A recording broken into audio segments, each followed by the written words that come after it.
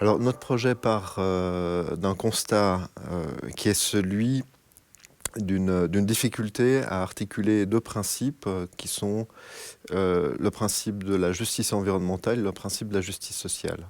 Pour prendre un exemple, on a parfois des rénovations de bâtiments qui se font en respectant les normes écologiques, les normes, disons, de la transition énergétique. Et ces bâtiments, au final, une fois rénovés, coûtent beaucoup plus cher qu'ils coûtaient au départ. Et donc, toute une série de gens ne peuvent plus se payer ce genre de logement.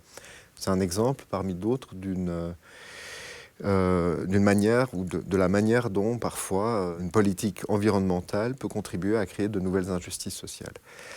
Donc, question, comment articuler les deux? Comment promouvoir la justice environnementale sans que cela se fasse au détriment de la justice sociale? Alors cette question très, très méta, nous la traitons à travers un projet, disons, plus concret, plus situé, à travers l'introduction ou l'analyse de l'introduction des compteurs intelligents ou des smart meters, comme on les appelle en anglais.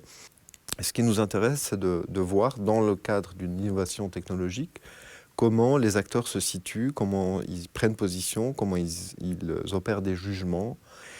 Nous menons cette enquête dans le cadre de la romande d'énergie, dans laquelle nous allons suivre toute une série d'acteurs, des experts, des ingénieurs, des techniciens, etc.